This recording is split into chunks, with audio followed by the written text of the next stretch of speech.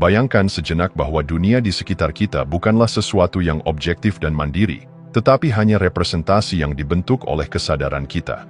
Sejak kecil, kita diajarkan bahwa dunia luar ada apa adanya. Langit itu biru, matahari bersinar, dan benda-benda memiliki bentuk serta warna tertentu. Namun, bagaimana jika semua itu hanyalah hasil interpretasi kesadaran kita, bukan realitas sejati?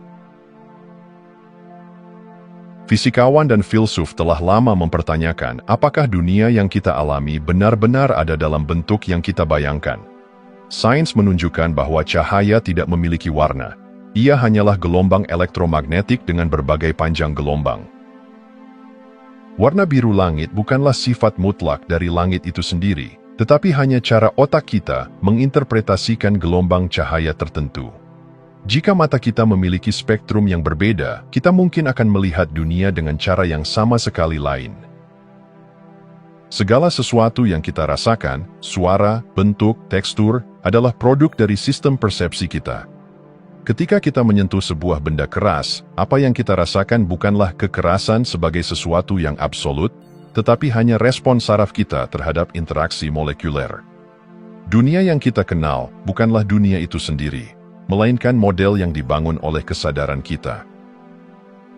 Jika realitas hanyalah konstruksi kesadaran, maka di manakah batas antara yang nyata dan ilusi? Jika semua yang kita alami hanyalah pengalaman subjektif, apakah ada realitas sejati di luar pengalaman itu? Fisikawan Donald Hoffman berpendapat bahwa ruang dan waktu bukanlah struktur fundamental realitas, melainkan alat yang digunakan oleh kesadaran untuk memahami dan berinteraksi dengan dunia. Seperti antarmuka komputer yang menyederhanakan data kompleks menjadi ikon-ikon yang mudah digunakan, space-time hanyalah antarmuka persepsi kita terhadap realitas yang lebih mendalam. Kita terbiasa berpikir bahwa waktu mengalir dari masa lalu ke masa depan, tetapi teori relativitas Einstein menunjukkan bahwa waktu tidak bersifat absolut. Eksperimen dalam mekanika kuantum menunjukkan bahwa partikel dapat eksis dalam beberapa keadaan sekaligus hingga diamati. Ini menantang gagasan bahwa realitas memiliki keberadaan independen di luar kesadaran kita. Jika space-time hanyalah headset yang dikenakan oleh kesadaran kita, maka seperti halnya dalam realitas virtual, segala sesuatu yang kita anggap sebagai luar, sebenarnya hanyalah proyeksi di dalam. Dunia fisik yang kita lihat bukanlah realitas sejati, tetapi hanya representasi yang diproses oleh kesadaran kita. Kesadaran, bukan materi, mungkin adalah esensi dari semua yang ada. Dan jika ini benar, maka memahami kesadaran bukan hanya soal memahami diri sendiri, tetapi juga memahami realitas itu sendiri.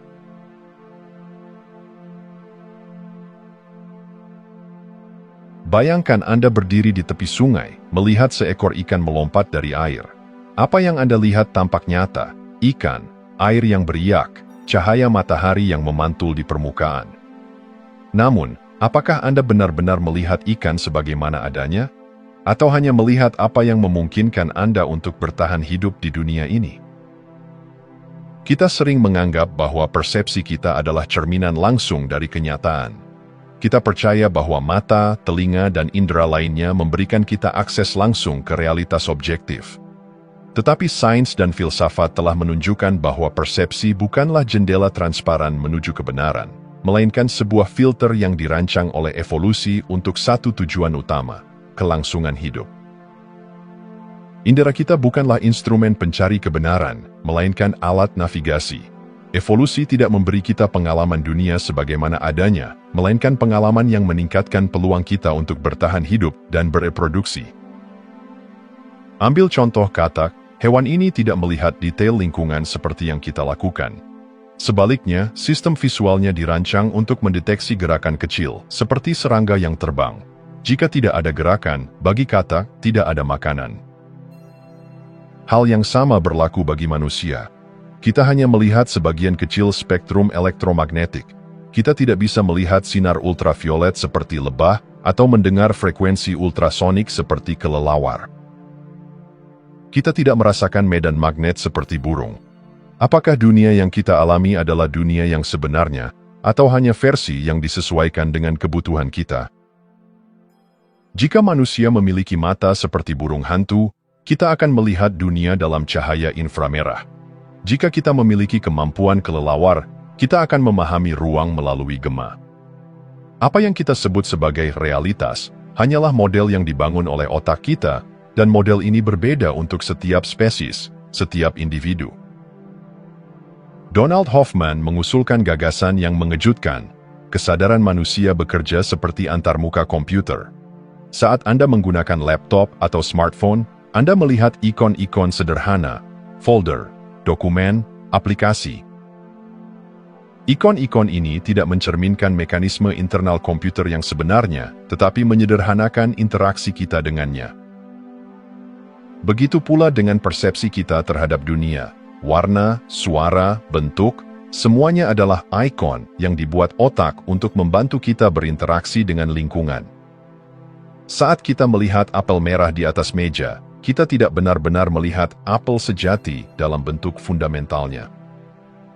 Kita hanya melihat interpretasi yang dibuat oleh otak berdasarkan cahaya yang dipantulkan oleh apel tersebut.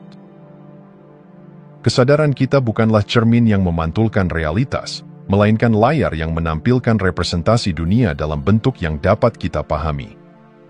Dan jika demikian, maka yang kita sebut kebenaran bukanlah sesuatu yang absolut, melainkan hanya tampilan yang dirancang agar kita dapat bertahan hidup.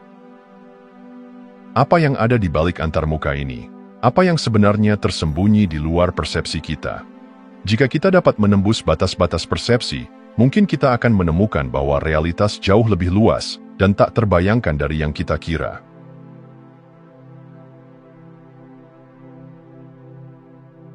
Kita diajarkan untuk percaya bahwa kesadaran adalah hasil dari aktivitas otak, bahwa pikiran, emosi, dan pengalaman kita hanyalah efek samping dari sinaps-sinaps yang menembakkan impuls listrik di dalam tengkorak kita. Tetapi bagaimana jika kenyataan justru sebaliknya? Bagaimana jika otak bukanlah pencipta kesadaran, melainkan manifestasi dari kesadaran itu sendiri? Bayangkan Anda sedang bermimpi. Dalam mimpi itu, Anda melihat orang-orang, bangunan, cahaya matahari, bahkan mungkin merasakan angin di wajah Anda. Semuanya tampak nyata sampai Anda bangun. Seketika, Anda menyadari bahwa semua yang Anda alami hanyalah proyeksi dari pikiran Anda. Jika sebuah dunia yang tampak nyata bisa diciptakan oleh kesadaran dalam mimpi, mungkinkah dunia yang kita anggap sebagai realitas juga merupakan hasil dari kesadaran yang lebih luas? Sains modern seringkali berusaha mencari asal-usul kesadaran dalam jaringan neuron. Tetapi ada satu masalah besar. Tidak ada eksperimen yang bisa menjelaskan bagaimana aktivitas listrik di otak dapat menciptakan pengalaman subjektif seperti cinta, rasa sakit, atau keindahan. Hubungan antara aktivitas otak dan pengalaman sadar tetap menjadi misteri yang belum terpecahkan, sebuah teka-teki yang dikenal sebagai Hard Problem of Consciousness. Donald Hoffman dan banyak filsuf lainnya mengusulkan sebuah pendekatan radikal. Alih-alih menganggap otak sebagai sumber kesadaran, kita harus melihat kesadaran sebagai dasar realitas. Otak hanyalah simbol dalam antarmuka kesadaran kita, ikon seperti yang kita lihat dalam komputer, bukan mesin yang menciptakan kesadaran itu sendiri. Analoginya seperti ini. Ketika Anda melihat ikon folder di layar komputer, Anda tidak berpikir bahwa folder itu adalah realitas sejati. Itu hanya representasi dari sesuatu yang lebih kompleks yang bekerja di balik layar. Begitu pula dengan otak, apa yang kita lihat dalam pemindaian MRI hanyalah tampilan visual dari proses yang jauh lebih dalam ranah kesadaran. Jika kesadaran adalah dasar realitas, maka dunia fisik yang kita alami bukanlah sesuatu yang mandiri, melainkan manifestasi dari kesadaran itu sendiri. Segala sesuatu yang kita lihat, dengar, dan rasakan hanyalah ekspresi dari kesadaran yang lebih besar. Inilah sebabnya mengapa pengalaman kita terhadap realitas sangat subjektif. Dua orang bisa mengalami situasi yang sama tetapi memaknainya dengan cara yang berbeda, karena realitas mereka terbentuk oleh kesadaran mereka sendiri. Dengan memahami bahwa kesadaran bukan hanya pengamat tetapi juga pencipta realitas, kita mulai menyadari peran kita dalam membentuk pengalaman hidup kita. Kita bukan sekadar produk dari dunia fisik, tetapi partisipan aktif dalam menciptakan makna dan keberadaan. Kesadaran bukanlah sesuatu yang muncul dari otak kita seperti asap dari api. Sebaliknya, otak, tubuh, dan seluruh dunia fisik adalah pancaran dari kesadaran. Dan ketika kita mulai memahami ini, kita mulai menyadari bahwa realitas tidak berada di luar sana, tetapi dalam diri kita.